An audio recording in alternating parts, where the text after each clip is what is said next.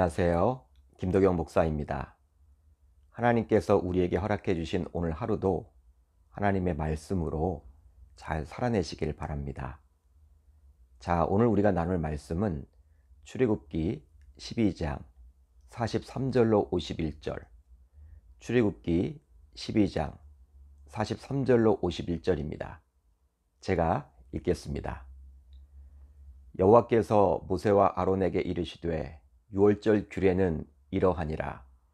이방 사람은 먹지 못할 것이나 각 사람이 돈으로 산 종은 할례를 받은 후에 먹을 것이며 거류인과 타국 품꾼은 먹지 못하리라. 한 집에서 먹되 그 고기를 조금도 집 밖으로 내지 말고 뼈도 꺾지 말지며 이스라엘 회중이 다 이것을 지킬지니라.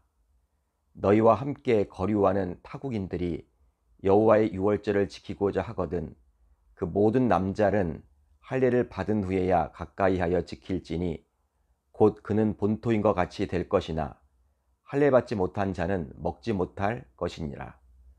본토인에게나 너희 중에 거류하는 이방인에게 이 법이 동일하니라 하셨으므로 온 이스라엘 자손이 이와 같이 행하되 여호와께서 모세와 아론에게 명령하신 대로 행하였으며 바로 그날에 여호와께서 이스라엘 자손을 그 무리대로 애굽 땅에서 인도하여 내셨더라. 아멘. 하나님의 말씀입니다. 오늘은 이 말씀을 통해서 구원의 대상이란 제목으로 은혜를 나누겠습니다. 복음서를 보게 되면 당시 율법학자였던 바리새인들과 서기관들은 예수님을 못마땅하게 여기며 공격을 퍼붓곤 했습니다. 그렇다면 그 이유는 무엇 때문이었을까요? 여러 가지 이유가 있겠지만 크게 두 가지로 볼 수 있습니다. 우선 그동안 자신들이 유대 공동체에서 기득권을 가지고 인기를 누리며 살아왔는데 어느 날 갑작스레 등장한 예수님, 그 예수님 주변에 사람들이 몰리기 시작하면서 그동안 자신들이 누려왔던 기득권과 인기를 빼앗길까봐 이제 그것이 염려됐기 때문이죠. 한마디로 예수님의 등장으로 자신들이 그동안 대대로 누리며 살아왔던 기득권을 빼앗길까봐 그것이 두려웠기 때문입니다. 또 한 가지는 그동안 선민인 유대인들만 구원을 받을 수 있다라고 여겨왔는데 예수님께서는 대대로 구원받을 수 없다라고 여겨왔던 창녀, 세리, 사마리아 여인과 교제를 나누며 그들도 구원받을 수 있다라고 말씀하셨기 때문입니다. 즉 율법학자로서 그동안 자신들이 알고 지내왔던 그 가르침에 대한 전면적인 부정을 예수님께서 말씀해 주셨기에 바리새인들과 서기관들은 유대 공동체를 지켜야 한다라는 그 일념으로 예수님과 제척점에서 싸웠던 것이죠. 여러분, 실제로 히브리 민족인 이스라엘 백성들은 하나님께서 택해 주신 선민이 맞습니다. 바로 하나님께서 아브라함에게 다음과 같은 언약을 해주셨기 때문이죠.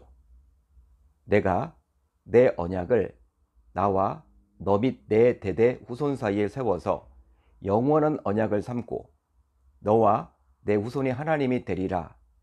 내가 너와 내 후손에게 내가 거류하는 이 땅, 곧 가나안 온 땅을 주어 영원한 기업이 되게 하고 나는 그들의 하나님이 되리라.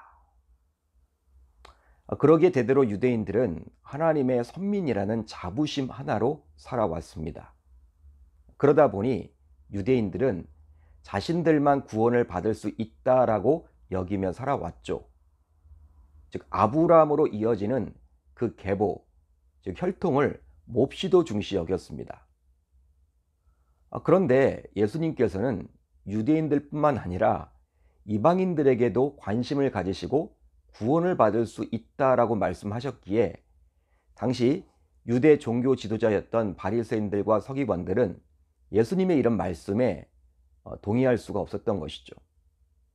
그러기에 어떻게 해서든지 예수님의 꼬투리를 잡아서 종교 재판에 넘기려고 혈안이 되어 있었던 거예요.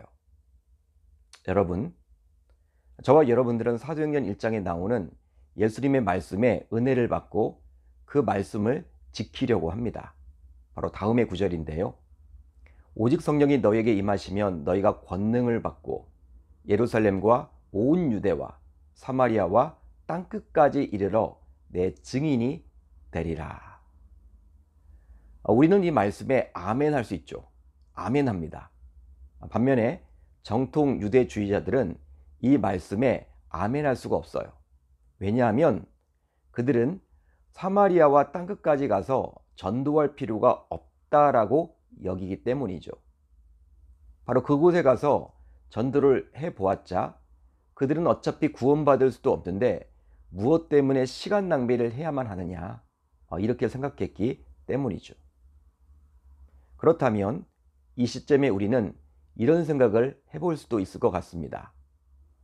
바로 성자 예수님께서 성부 하나님의 의도와 뜻을 잘못 헤아려서 그리 잘못 말씀하신 것 아니냐라고 의문을 가질 수도 있겠죠. 그런데요, 오늘 출애굽기 12장 말씀을 보게 되면 하나님께서 유월절 규례를 말씀하시면서 이 유월절 규례는 유대인들이 우선이나 그렇다고 해서 오직 유대인만은 아니라고 이야기를 해주십니다. 즉 하나님께서는 예외 규정을 두셨죠. 한마디로 이방인들도 유월절에 참여할 길이 열렸어요. 바로 그 방법은 할례를 통과함으로 가능했죠. 자, 다음의 구절을 봅니다. 이방 사람은 먹지 못할 것이나 각 사람이 돈으로 산 종은 할례를 받은 후에 먹을 것이며. 자, 이 구절에서 돈으로 산 종은 외국인 종을 가리킵니다. 그 종이 만약 동포 유대인이라면 이런 조건은 전혀 불필요하기 때문이겠죠. 또 나옵니다.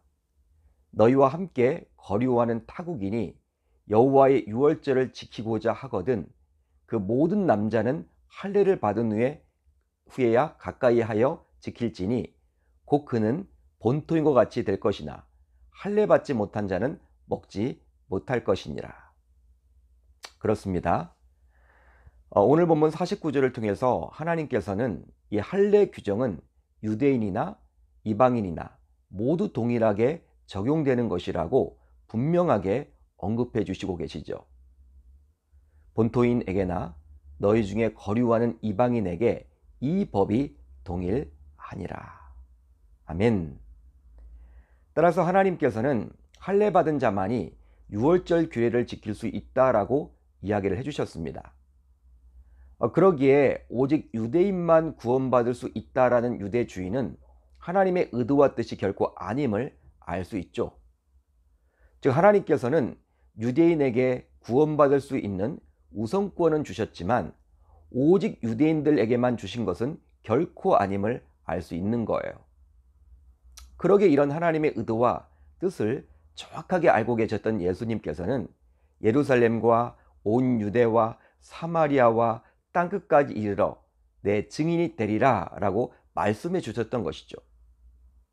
즉 복음을 전할 순서는 있지만 땅끝까지 이르러 복음을 전해야 한다라고 예수님은 분명히 말씀해 주셨습니다. 바로 이방인들도 구원을 받아야만 하기 때문이죠. 그러기에 하나님께서는 이방인들을 위한 전도자로 사도 바울을 친히 세우기도 했던 거예요. 사랑하는 성도 여러분, 유대인들은 인정하고 싶지 않겠지만 우리가 믿는 하나님은 유대인들만의 하나님이 결코 아닙니다. 바로 온 인류 가운데 자신이 택한 자를 구원코자 이 땅에 오신 예수 그리스도시죠. 실제로 우리는 출애굽을 할 때 히브리 민족만 출애굽을 했다고 알고 있지만 결코 그렇지 않습니다. 바로 오늘 본문 37절 38절을 보면 알 수 있는데요. 이스라엘 자손이 라암셋을 떠나서 숫곳에 이르니 유아 외에 보행하는 장정이 60만 가량이요 수많은 잡족과 양과 소와 힘이 많은 가축이 그들과 함께 하였으며. 잡족, 수많은 잡족, 여러 다양한 민족이 히브리 민족과 함께 출애굽을 하게 되었다라고 말씀해 주고 있어요. 즉 그들은 할례를 받은 자로서 구원에 동참할 수 있었던 것이죠. 그렇습니다.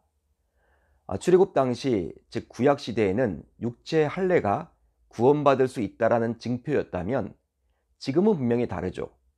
바로 마음의 할례를 반드시 받아야만 합니다.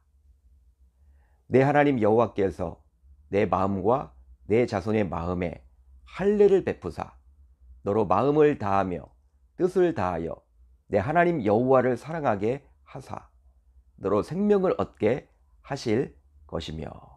아멘.